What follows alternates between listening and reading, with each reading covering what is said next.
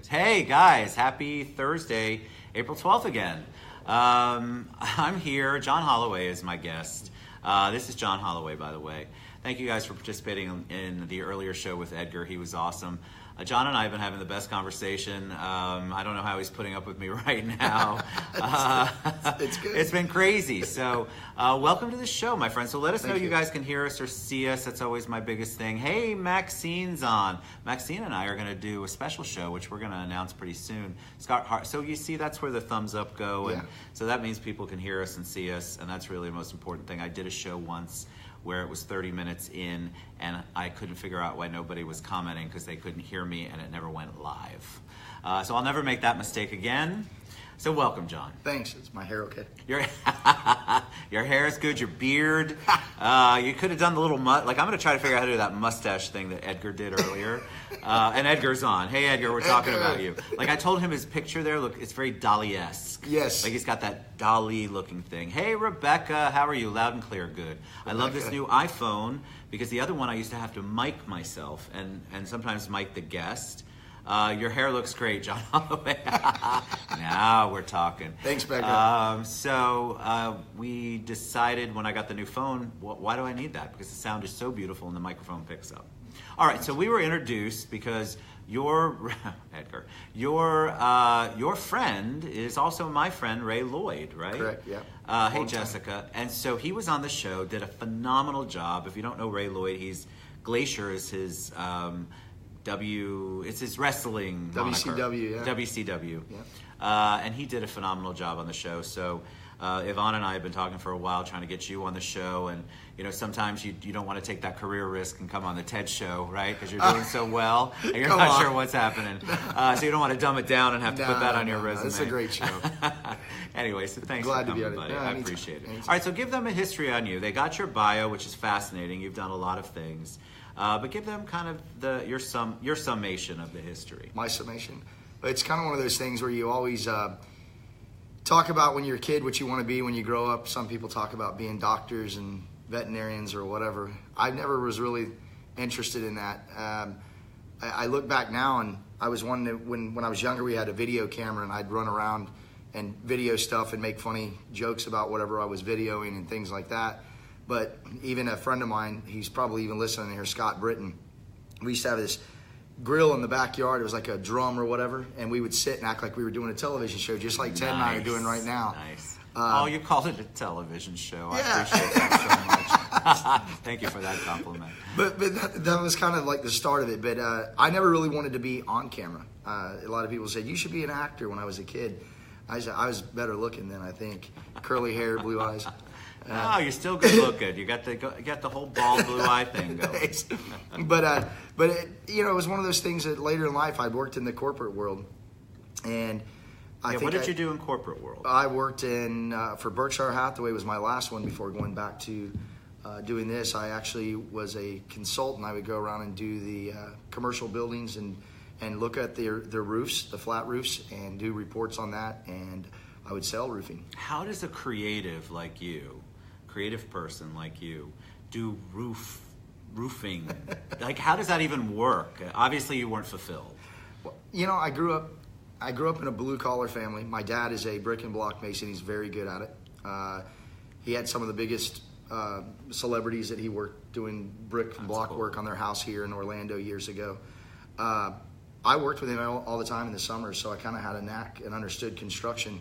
So I thought, well, if I could make money in sales and I can sell construction stuff, sure, that was the thing. But like you said, I was never fulfilled. I remember times when you travel and sit in a hotel room and you think, man, they're paying you really good money, but why? Yeah, you don't. Why? Honestly, sometimes I know you. Well, actually, my audience is pretty good about this. You believe it. It's not all about the money. It really isn't. Because if you are miserable, that money does you absolutely no good when you're sitting in that hotel room by yourself going, what am I doing? My why. It's back to the why. So how did you make the transition out of, okay, you're making this ton of money doing something that isn't really your passion, and then you move forward, you do more, you go back to what your passion is? Well, you know, I worked years ago for Lou Pearlman. Oh, yeah? Yeah. I kind of got an interest in the whole modeling side of things. You know, I had people that I'd worked around in the bodyguard world that were on camera, that were nice people, and I thought there's a combination there. So I want to be in entertainment, but I don't know how. So I really just looked into what it would take to become a talent agent, own a modeling agency. So why go to model? Because you had seen it. You had seen what Blue had, or what he was doing, his business had done. And I had the platform there. I was meeting models at the shows and stuff like that. So I ended up looking into it through the state, and I took on a partner, and I opened the very first one. Ironically, That's awesome. right next door to Lou Pearlman's house back in the day. Wow. And then I ended up selling my part out to my partner, and I went bigger out to Universal Studios. As far as I know, I was the first talent agent they allowed on the property. It's amazing. So, but that was thanks to Paul Sermons, who was the Florida Film Commissioner here at one time. He vouched for me out there to get in. He had a very, very good reputation. But how do you go from roofs to... So you can love and have a passion for being a talent agent, but how do you go from inspecting roofs or selling everything that has to do with that to being able to understand how to get a model in, how to get a model a job, how to book jobs, because there's a whole science and industry behind that. Yeah. And you can watch it from afar, but it's totally different when you're jumping in as your own business owner. My ex-wife, she did modeling, and her agent was kind of interesting. I'll just say that, very interesting. We all know what that is. Yeah.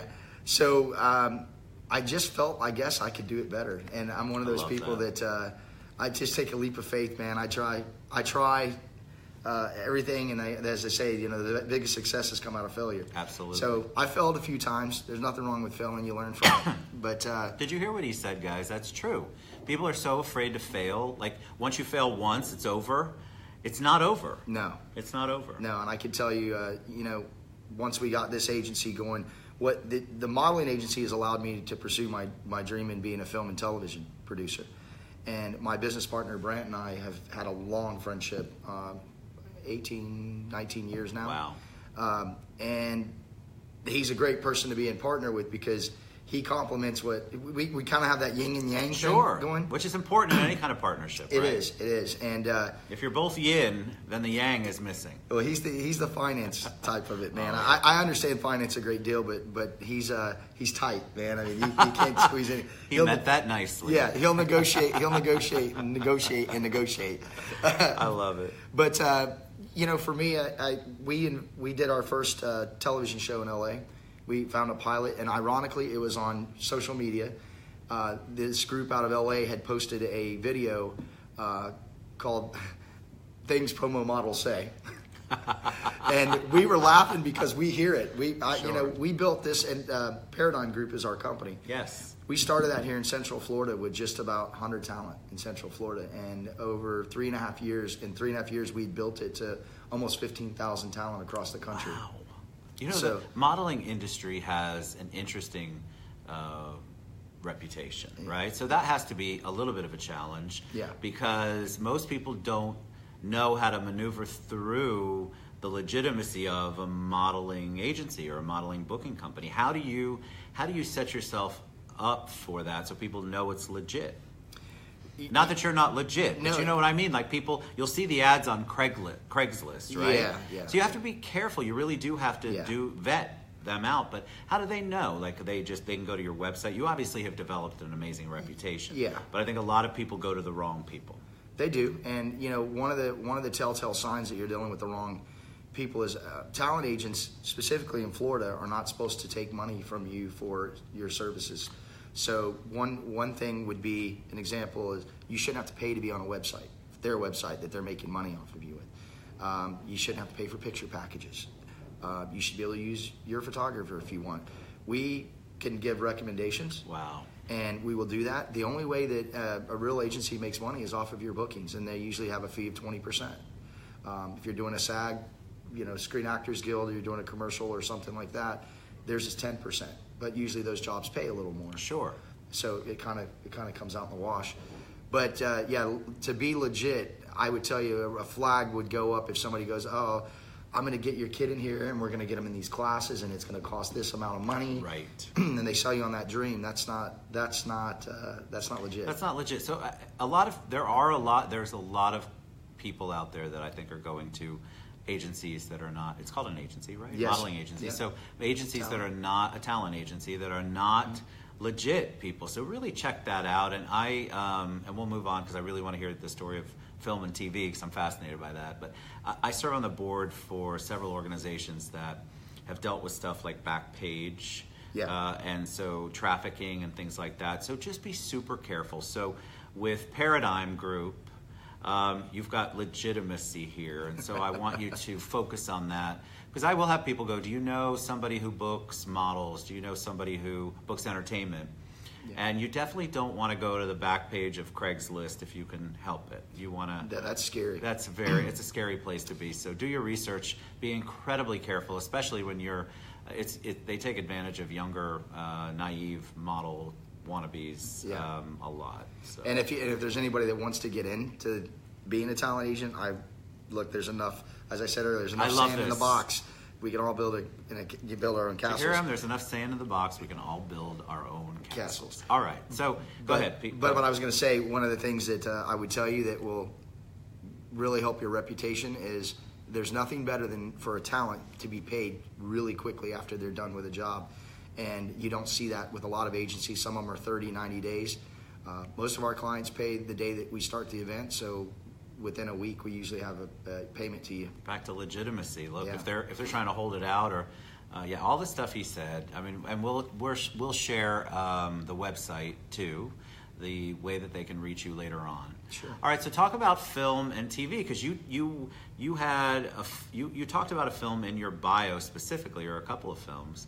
But you also went back and got your bachelor's degree at Full Sail. I did, yeah. And what was the rationale behind that? Because I think, and you did it later in life. Yeah. The interesting thing He's about still young, folks. Don't get me wrong. Still young. Shirley Stamper says hi. She didn't say hi to me, but she says hi to you. 45 this year, 39 plus shipping and handling, he looks whatever good. you want to call it. I'm going to use that. 39 plus I'm only shipping. 89 plus shipping and handling. Still handsome. Oh, you're kind. But I think one of the things that made me want to go back to school was, film is more than just people having a great idea, making a script, and hopefully getting somebody to finance it. There's kind of a formula that goes along with it. I believe that. And one of the things in our business and film, being a producer, is dealing with distributors, any type of distribution deal, because obviously they're not making money by giving it away. Right. So to understand that part of the business is essential if you're going to produce film. Like I said, there are a lot of people who have great ideas, but they don't know how to make money with it. You and I kind of touched on that a little bit earlier. Absolutely. Yeah. But I wanted to go back. You can't get this for free. You can't get this for free. I guess you could. But I specifically wanted to go back to learn the finance side of it and understand more about distribution. And there's things right now that has helped my industry a great deal. Obama at one point had put in a tax code called 181 that gave investors a write-off when they invested in film. But it was a sunset clause, and it died at the last day of the year. Wow. Every time, and it had to be voted back in. So when Trump came in, it was dead. We didn't have anything. And we don't have any tax incentives, really.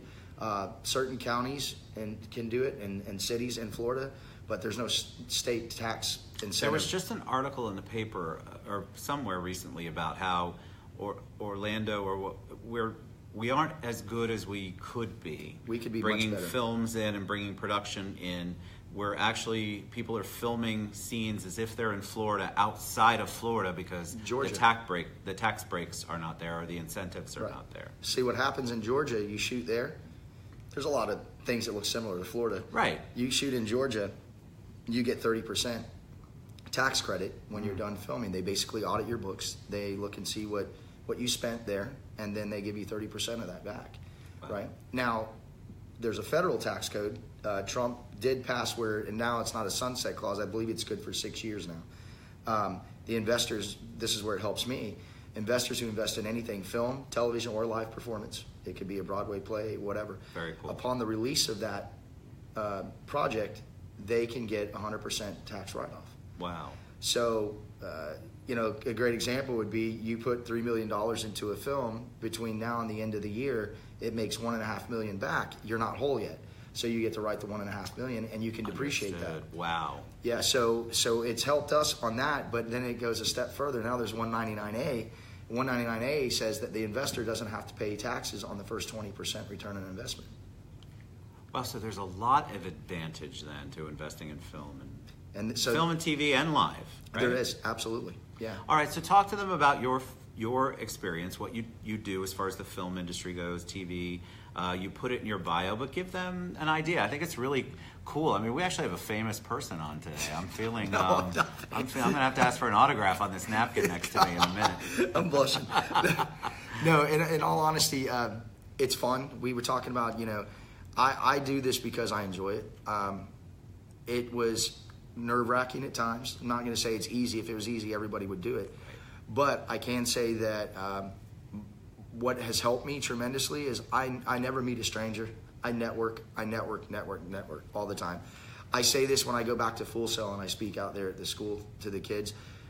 Usually once a month I sit on the panel and critique their final presentations. Oh, I bet that's cool. It's great because you're trying to provide them with real world, if you're pitching your project to me, here's what I'm going to look for. Right. And so would any other investor, right? But what I tell them is I said, you go to a school where you have a lot of creative people right there. Right. And just reach out to your classmates and network like crazy all the time. You never know. And we've got one guy, Gary Rizzo, just won his second Oscar from our school. Wow, no way. From Full Sail? From Full Sail. That's amazing. Yeah, he just won for Dunkirk, and before that, I don't think we Inception. give enough credit to... Full Sail gets this interesting reputation about being expensive or blah, blah, blah. But listen, if that's what you want to do, where else in town are you going to go? I mean, it's world renowned, right? Yeah, and in our industry, it holds a lot of weight. Yeah, it holds a ton of weight. If you have that on your resume, I took it serious. I told you, it was my New Year's resolution, by the way. When he was 30.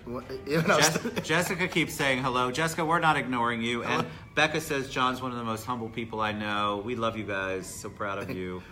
John looking good. You too, Ted. That was from Yvonne. Thank you, Yvonne. Thank you. Shirley finally sent some love to me, which was very sweet of her. Love's good. Love's good. Look, the guests should get all the love. I'll just talk to you about it later. But I can tell you that it's one of those things where I said it's never too late to learn. Absolutely. You'd mentioned, you touched on something about Full Sail. One thing that's interesting is people talk about how expensive it is. It's an accelerated program. You go straight through. Right. And it appears to be more expensive, but you pay the same for a bachelor's degree at most any other university. Right, because you said you went straight through 25 months, right? Yeah, 25 months I finished. That's amazing. And I put my heart and soul into it. I really worked hard to get there, but one of the things that's cool about that school is I can go back anytime for life and audit classes and sit in and learn. I can sit in a class and catch up on the newest things. Oh, I love that. And it cost me nothing to do that. That's awesome. So that's one of the things that appeals to me because our industry is forever changing. Why was it important for you to go back and get that? I think for one, I have a son that does not like school, and he's a 14-year-old kid. I have one of those sons. Yeah, he's 14 years old. My son, when he was young, was said to be high-functioning autistic. You would never know now. I mean, he and I have talked about this. He's very funny, outgoing, great-looking kid, and I'm not saying that because he's mine. He's got the blue eyes. Blue eyes, taller than his dad already, which isn't hard. But he's a good kid. He does well in school, even though he doesn't like it. And I thought, it was right when he started into middle school, that was kind of the hardest transition, I think, for him. Sure. So I thought I'd do it and go through it with him. That's go back to school. Awesome. And see, that's a good story, people. That's actually a great story. And not only that, it's not like the Rodney Dangerfield one where he went back to college. No. Back to school. Back to school. I love that movie, by the way. Yeah, I like it too. The triple lending's something I'm going to try this summer. But you should. Y'all Google that or hashtag it, whatever you young people do. But I can tell you that it was one of those things that I figured to validate a lot of what I was doing in business, and it's paid off. I mean, I actually had an investor ask me, and Ray was with me, and Ray was talking about it in the car, and I don't know if, I'm sure people watched Ray on your show before. Ray's amazing. He's a big man with a big heart. Oh my God. And giant heart. And he can be emotional at times, and I remember there was a lot going on there, but we got back in the car and he teared up and he said if there was ever any point where your education paid for itself, it was just then. See, isn't that amazing? And it was because the guy asked me, how do you know so much about this? Where did you whatever? And I said, well, I mean, I went to school for it. I have a degree in entertainment business, which is kind of like a finance degree in film. Sure. And I said, and I've been doing it for a while. And I went back to school because I had already been doing it, and I was interested to find out how much they're actually teaching real world. And there was a lot, believe it or not. Sure. And then the real world part. So it's got to be different as a filmmaker now than it was before Facebook Live, before everything got shot. Like somebody just did a movie, a very famous person just did a movie totally on their iPhone. Yeah. Recently, I read about that. Hey, Brett, we're good. It's changing. The whole thing's changing. Netflix changed so much. Streaming has changed so much. So how do you find that niche, or how do you find that place where your voice can be heard? Because producing a film, producing a series, producing anything right now, it's all bets are off. Everything, sky's the limit as far as I'm concerned, but I'm not in the industry. So if you've got a film, how do you get it funded? How do you get it in front of people where they see it, where they actually can visualize it and get to see what your vision was and your plan was? It starts with the script. I mean, you got to have a good script. I mean, there's one thing to be said. You can't take a bad script and have a good actor make it better. It's very hard. I mean, they can do it, but it's hard.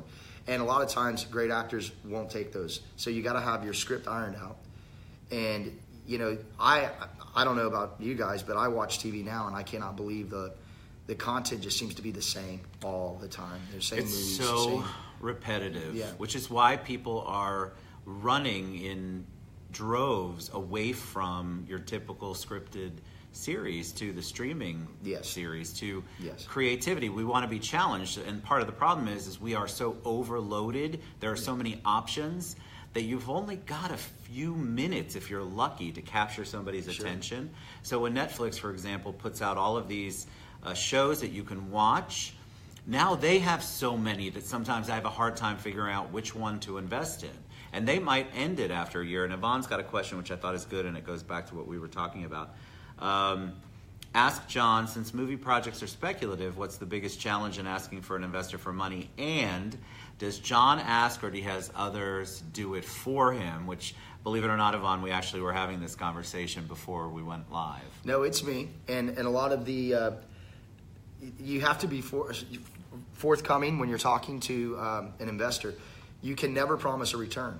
What you do is you have comparables. There are a lot of films out there that what you want to do is compare to your film, your same cost, maybe your same genre, and the numbers don't lie. I mean, you can go on, and that's actually the website, the numbers, and it can tell you how much the film cost and then how much it grossed. Because the cost doesn't. So I look at every weekend because I'm fascinated by how movies are doing. Box Office Mojo, right? So that's I go on that. Yep. And then, but though that cost of the movie doesn't necessarily include the marketing costs and all of the posts, or does it? Generally, it does. Okay, so if it costs $50 million to make a film, that's including what they did for all of the pre-marketing and then the post-marketing and all the stuff the actors do, and then all of the distribution. Right. Because I can tell you one example would be The Purge. That was a movie that was $3 million to make. Its star actor was Ethan Hawke. It was shot in one location, basically, in the house the whole time. Jason Blum, and he's really good at this. All his movies basically stay under $5 million. Wow. But his returns are tremendous. Yeah, The Purge, that was $100 million plus, right? Well, it was $3 million to make. Universal put in $10 million into P&A. And so call it a $13 million film by the time you have all that into it. And their return on investment for the investors in the first month, it's well over 3,000% return on investment right now. That's amazing. And it was like 2,097% return, I think, in the first month. Wow.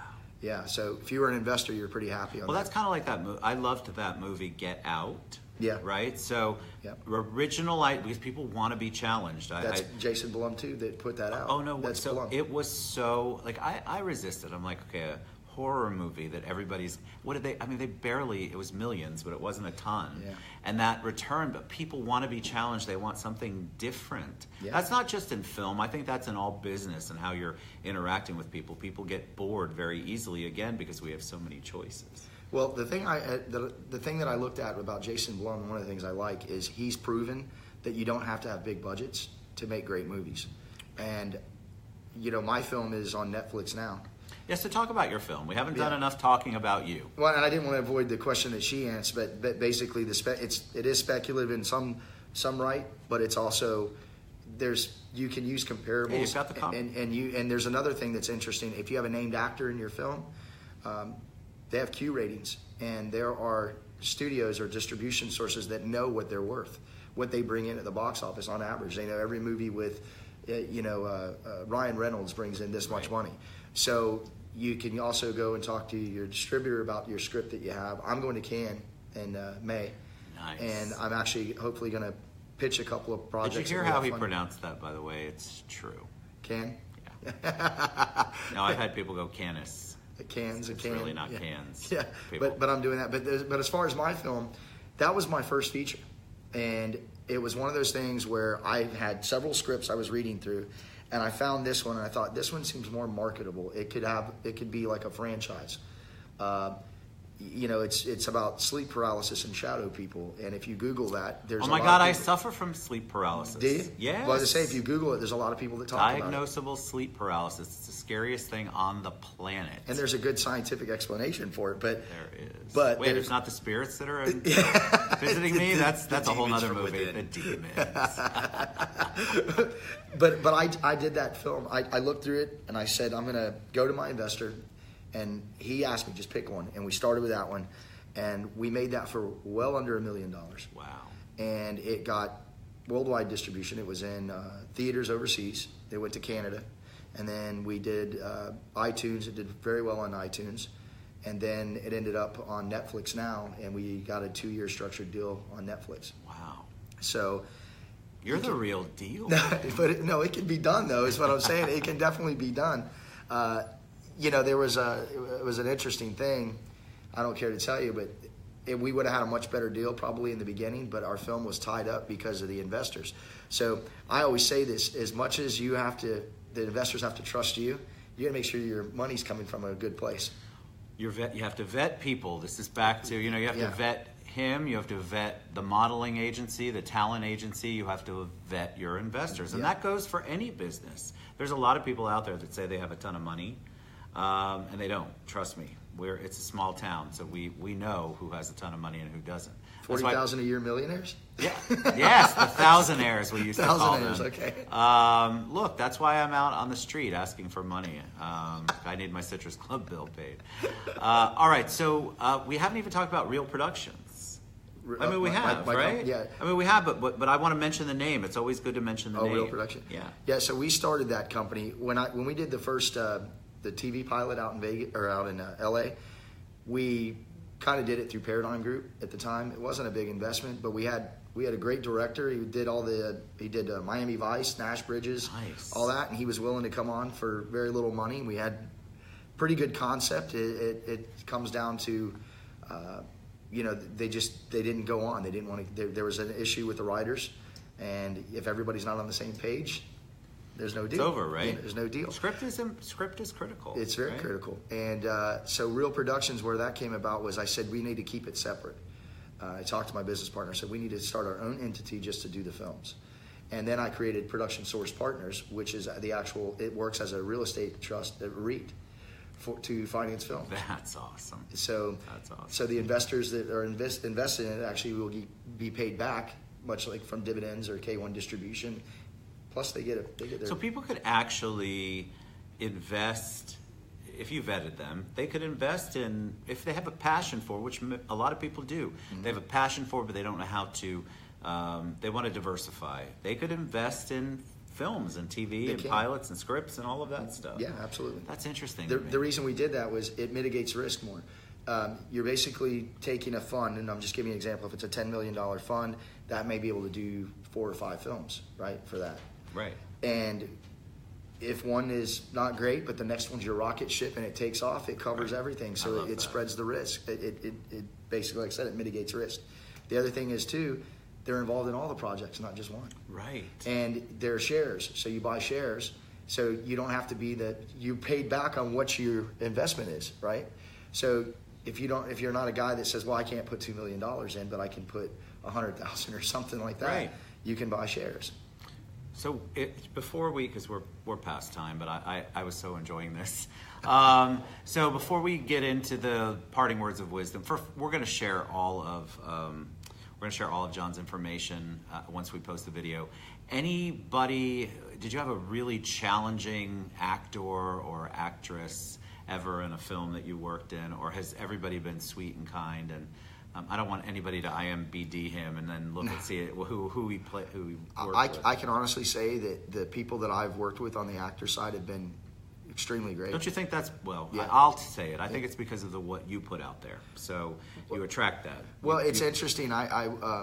Kevin Grevioux was in our film. He's from the Underworld movies. A lot of people know him as Ray's on there. He's a terrific person. Brian Krause was in our film. All the actors were nothing but nice, and I was very glad to see. It's not common for an executive producer to be on set a lot, and we were there. We wanted to help out. I mean, Brant and I were out in the garage or the barn out there in the cold, putting together kerosene heaters so that we could put them around the crew and things like that. That's cool. So we're never too good. That's I guess hands-on. you would say it's hands-on, very hands-on. And I think the energy was pretty good. You always have every once in a while you get that person that's on the crew. Maybe sometimes it gives you a little thorn in your side, but the worst part for me was the investor money was not good, and I had to get we had to get our film back. Right. We had to buy it from a receiver of the court, and one of the investors just was sentenced to 25 years. Ouch. The other one is, I think, up for sentencing at the end of this month. Ouch. So that was scary in one sense because we thought, here we just put all this money and our heart and soul into this film, and it's never going to be seen. But we ended up. And that's the thing about films and TV or anything. There's so many more people involved that are impacted by it, other than the actors who are starring in it. You've got this entire crew, this family of people who work on it behind the scenes, and I don't know all of their titles, but you see it as the credits are rolling, who did what. Those are all real people who have trained to do this, and so and they spend time away from their families. They spend time away from their families. So, all right, any parting words of wisdom for them? Something I always tell them at Full Sail, as I say again, I always go back to the networking. You always, if you're doing something you're proud of, tell people about it, right? Yeah. It's like one of my friends that teaches acting said in L.A., he goes, when somebody asks me what I do for a living, he goes, I smile and I graciously say, well, I'm an actor. Thank you. He goes, to which they might reply, well, which restaurant? But no doubt, L.A., that's for sure. But say it with pride. But the main thing I say is you always have to learn. You've got to, it's a constant learning curve. And it was said to me many times that if you're the smartest guy in the room, find a new room. You're not learning anymore. Amen to that. That's good. And I can tell you, I at least once a week meet with somebody who's been, it doesn't even have to be a related business, but if I see that there could be a parallel I could take from that, I meet with somebody once a week who is older and wiser, smarter, whatever it might be, which is not hard. I'm never going to leave a room. You never, but I meet with them just to pick their brain on business, and awesome. And sharpen your tools, man, and get in there, Yep. All right, you've been a joy, my friend. Thank you so it. much for being on the show. So we'll post all of John's information. You guys have been a dream. He will respond, and so will I, to all your comments. Thank you, guys. We're back tomorrow for episode 155, and we love you. Thank you for all the comments and the love. Thanks. See you tomorrow.